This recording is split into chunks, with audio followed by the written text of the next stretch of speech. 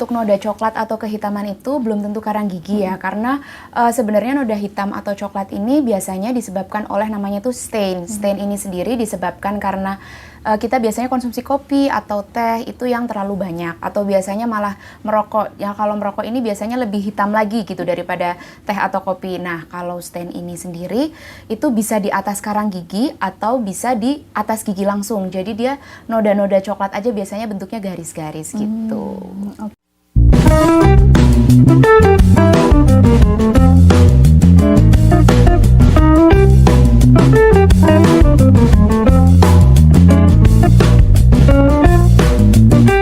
Halo, selamat sore sahabat Hermina. Kembali lagi Hermina Podcast bersama saya Nita dan juga ada narasumber kita kali ini yaitu Dr. Gigi Nurulita Asyari. Kita sapa dulu ya untuk dokternya. Selamat sore, Dok. Selamat sore Mbak Nita. Selamat sore sahabat Hermina. Perkenalkan, saya Dr. Gigi Nurulita Asyari. Saya biasa dipanggil Dr. Gigi Lita. Saya berpraktek di Rumah Sakit Hermina Purwokerto. Oke, dokter, kita hari ini akan membahas seputar karang gigi ya, Dok? Betul. Oke, untuk karang gigi sendiri itu kan kita tahu tidak semua orang itu membersihkan karang gigi ya, Dok? Iya, betul, Mbak. Mungkin ada kurangnya edukasi berapa kali harus melakukan pembersihan karang gigi ya, Dok? Iya. Oke, Dok, untuk karang gigi itu seperti apa sih, Dok? Jadi karang gigi ini sendiri sebenarnya adalah sisa-sisa makanan yang ada di dalam mulut. Nah, sisa-sisa makanan ini sendiri biasanya dia akan berubah menjadi plak kalau misalnya dia terlalu lama di dalam mulut. Terus plak yang tidak dibersihkan atau misalnya menumpuk di dalam mulut biasanya akan mengeras. Nah, kalau sudah mengeras ini akan menjadi karang gigi. Nah, karang gigi ini sendiri ada bentuk-bentuknya ya, Mbak ya. Maksudnya warnanya ada berbeda-beda. Kadang dari kuning hingga kehitaman tergantung lamanya di dalam mulut. Nah, karang gigi ini sendiri juga dapat menyebabkan periodontitis atau gingivitis. Dia kalau yang udah menumpuk lama di dalam mulut akan menyebabkan gingivitis atau radang gusi, sedangkan periodontitis itu lebih menyebabkan ke jaringan kerasnya atau ke tulangnya, seperti itu. Oke, Dok, untuk pertanyaan selanjutnya, Dok. Iya. Untuk gigi yang terdapat noda coklat ataupun hitam, apakah itu termasuk karang gigi dan biasanya disebabkan sama apa, Dok? Oke, untuk noda coklat atau kehitaman itu belum tentu karang gigi ya, karena sebenarnya noda hitam atau coklat ini biasanya disebabkan oleh namanya tuh stain. Stain ini sendiri disebabkan karena kita biasanya konsumsi kopi atau teh itu yang terlalu banyak, atau biasanya malah merokok. Ya kalau merokok ini biasanya lebih hitam lagi gitu daripada teh atau kopi. Nah, kalau stain ini sendiri itu bisa di atas karang gigi atau bisa di atas gigi langsung. Jadi dia noda-noda coklat aja biasanya bentuknya garis-garis gitu.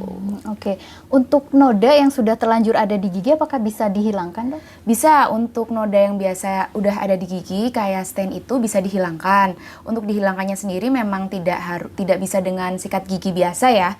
Itu harus dilakukan pembersihan karang gigi juga dan pembersihan stain itu dengan scaling.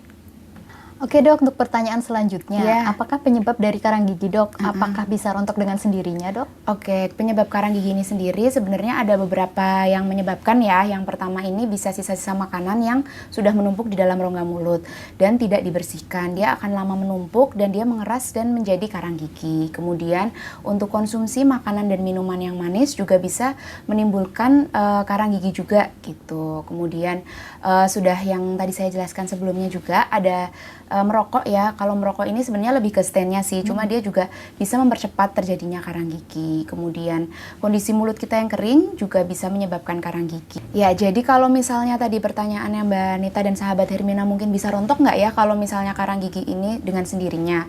Sebenarnya bisa, cuma dia memang nggak yang rontok semuanya itu sangat sulit sebenarnya. Dia harus dibantu dengan pembersihan karang gigi atau kita biasa disebut dengan scaling gigi, seperti itu. Menyambung tentang scaling, Dok, Iya. apakah pembersihan gigi dengan scaling itu dapat membuat gigi renggang, Dok? Oke, sebenarnya kalau pembersihan karang gigi ini tidak membuat gigi ini renggang ya, tetapi karang gigi ini sendiri yang membuat gigi ini renggang. Karena kalau misalnya karang gigi ini sendiri sudah terlalu lama dalam mulut, dia akan menumpuk, jadi banyak. Nah, kebanyakan ini dia akan membuat gigi lama-lama renggang gitu. Nah, ini yang membuat gigi renggang setelah di scaling. Loh kok biasanya pasien nanya nih, kenapa ya kok gigi saya jadi renggang karena scaling? Sebenarnya ini karena karang gigi yang udah menambah lumpuk ini lama-lama akan membuat gigi renggang gitu. Setelah dibersihkan baru ketahuan kalau misalnya giginya itu renggang. Oke, berarti bukan karena metode scalingnya itu ya, Dok?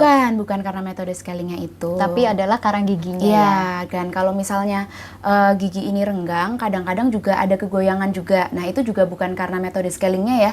Itu karena biasanya karena karang giginya juga sudah masuk ke bakterinya sudah masuk ke tulang seperti itu. Jadi menyebabkan kegoyangan. Oke, dokter, bagaimana cara mencegah adanya karang gigi, Dok? Oke, cara mencegahnya ini ada beberapa cara ya Mbak ya. Yang pertama ini harus menyikat gigi secara rutin 2 kali sehari. Itu di pagi hari setelah sarapan sebaiknya dan malam hari sebelum tidur. Kemudian jangan lupa juga untuk melakukan flossing dengan menggunakan dental floss di antara celah-celah gigi. Kalau perlu pun bisa ditambah dengan obat kumur.